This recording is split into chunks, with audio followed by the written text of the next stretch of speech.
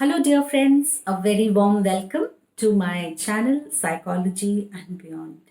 मेरा नाम अनीता मिश्रा और मैं एक काउंसलिंग साइकोलॉजिस्ट, एक मोटिवेशनल स्पीकर और सेल्फ एम्पावरमेंट कोच।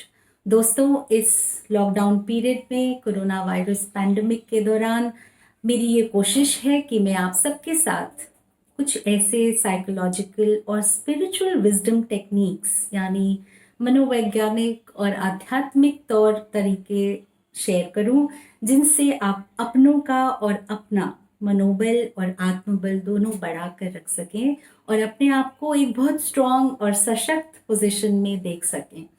तो दोस्तों, पिछली सीरीज में मैं बात कर रही थी इमोशनल इंटेलिजेंस की, यानी भावनात्मक बुद्धिमत्ता की, और जिस तरह से चीज़ों के प्रति नॉलेज होना और चीज़ों की नॉलेज होना ज़रूरी है, उसी तरह से अपने इमोशंस या अपनी भावनाओं की जो बुद्धिमत्ता है वो भी बहुत ज़रूरी है। और इसी को हम विजडम कहते हैं कि अगर हमारे अंदर क्या चल रहा है उसका पता हमें हो, हमें ये पता हो कि हमारा मन किस तरह काम करता है, हमारी भावनाओं को हम कैसे महसूस करते हैं, और उस बुद्धिमत्ता के साथ अगर हम उन भावनाओं को इस्तेमाल कर सकें तो हमारी लाइफ की आधी से ज़्यादा प्रॉब्लम्स तो ऐसे ही सॉल्व हो जाती हैं। तो फ्रेंड्स, इमोशनल इंटेलिजेंस की इस सीरीज में सबसे पहला जो स्टेप था मैंने आप सबके साथ शेयर किया था वो है सेल्फ अवेयरनेस का।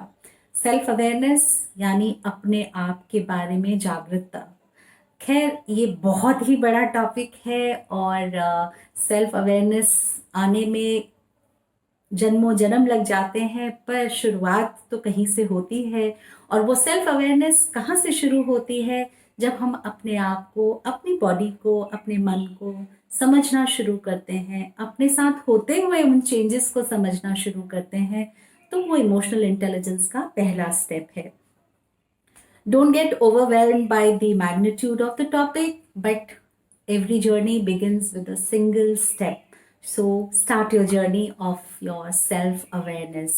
तो स्वयं के साथ जागरूकता, सेल्फ अवेयरनेस, अगर हम अपने डिज़ायर्स और एक्सपेक्टेशंस को समझ सकें कि हमारी ज़रूरतें, हमारी इच्छाएं और हमारी उम्मीदें कितनी जायज़ हैं, कितनी लॉजिकल है, कितनी लीगल है और कितनी अनडिमांडेड, अनचार्टेड और अनकाउंटेबल है। अगर हम इस भेद को समझ सकें, अपने डिज़ायर्स और एक्सपेक्टेशंस को, तो काफ़ी हद तक हम अपनी भावनाओं को समझने में सक्षम होते हैं, केपेबल होते हैं।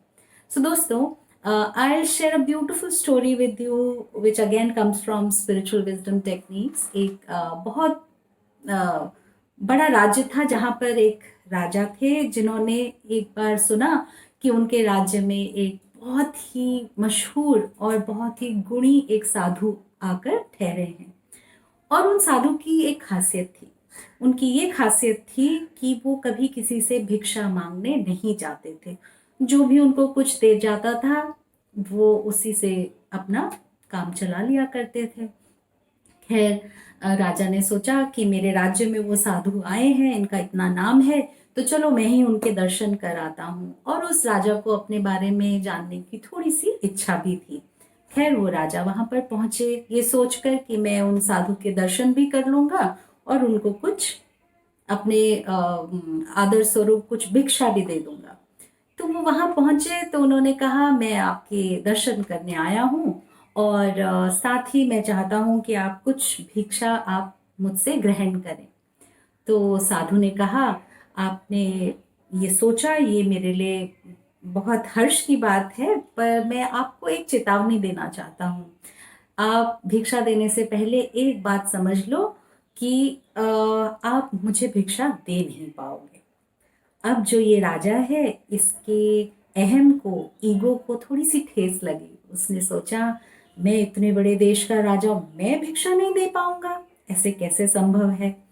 तो खैर, अपनी भावनाओं को छिपाते हुए उन्होंने साधु से कहा, आपको क्यों ऐसा लगता है कि मैं भिक्षा नहीं दे पाऊंगा? मेरे पास इतना बड़ा राज्य कोष है जिसमें धन धान्य वैभव फैला हुआ है, और आप कहें, आप मुंह से कहें, और मैं आपका भिक्षा पात्र क्या, मैं आपकी पूरी ये झोपड़ी भर दूंगा। खैर, साधु ने उनको एक बार फिर चेतावनी दी कि देखो राजा, आप फिर से एक बार सोच लो। तो राजा ने कहा चलो, अब तो ये जो चुनौती है, ये चैलेंज है, इसको तो मुझे स्वीकार कर ही लेना चाहिए। तो उन्होंने कहा कि जी साधु बाबा, आपका ये जो चैलेंज है ये मुझे स्वीकार है। खैर, उन्होंने अपने मंत्रियों को और सैनिकों को आदेश दिया कि जाओ, इनके इस भिक्षा पात्र में अनाज क्या, आप इसको हीरे और जवाहरातों से भर दो। और मंत्री फटाफट गए और उन्होंने खूब सारे हीरे जवाहरात उस भिक्षा पात्र में डालने शुरू किए।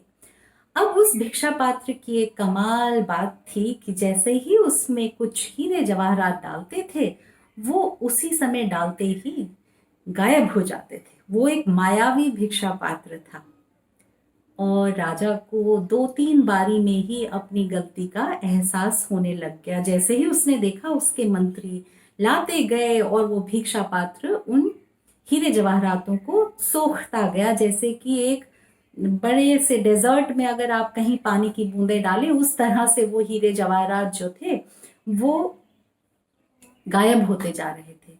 और इस तरह करते करते काफी घंटे बीत गए, और राजा आखिर समझ गए कि इस मायावी भिक्षा पात्र के आगे मेरा जो अहम है वो टिक नहीं पाएगा। तो आखिरकार उन्होंने हार मानी और उन साधु बाबा के चरणों में गिर पड़े और कहा कि आप ही बताएं कि आखिर ये राज क्या है, ये माजरा क्या है। आखिर मैं इसमें डालते जाता हूँ इस भिक्षा पात्र में हीरे जवाहरात, वो गायब कहाँ होते हैं। तो साधु ने हंसकर जवाब दिया कि राजा, मैं एक बार एक शमशान घाट, एक मरघट के पास से गुजरता था, तो वहां पर मुझे एक इंसान की खोपड़ी मिली, और उसी खोपड़ी से बना हुआ ये मेरा भिक्षा पात्र है। अब इस भिक्षा पात्र में जितना भी डालो वो उसको समा जाता है और की मांग करता है। ये कभी भरता ही नहीं, ये हमेशा खाली ही खाली रहता है। सो दोस्तों, we have endless desires and expectations. अपनी इन उम्मीदों को और अपने इन वासनाओं को, इच्छाओं को जांचने और समझने की जरूरत है। No, is it wrong to have needs and expectations? No, it is just the awareness of those needs and greeds. We all have enough for our needs, but yes, for greeds it is endless, it is exponential, कि कहाँ तक वो हमारी वासनाएं हमको लेकर जा सकती हैं। खैर, ये तो बात रही स्पिरिचुअलिटी की, कि हमारा जो मन है वो कभी भी भरता नहीं है, बट येट एक आत्मा की जो एक संतुष्टि है, एक कंटेंटमेंट फैक्टर है, वो इसी बात में है कि आप अपना पूरा ध्यान उस तरफ लगाते हैं कि कैसे आप अपनी इस लाइफ में अपने फुल पोटेंशियल तक पहुंच पाएं। फिर वो पोटेंशियल हो सकता है कि धन कमाना भी हो सकता है, रिसोर्सेस को जुटाना भी हो सकता है, बड़ी से बड़ी पोजीशन में भी पहुंचना हो सकता है, but at the same time the awareness, the self awareness about your own desires and expectations. That is your desire, or is your expectation helping you to grow or killing you every single day?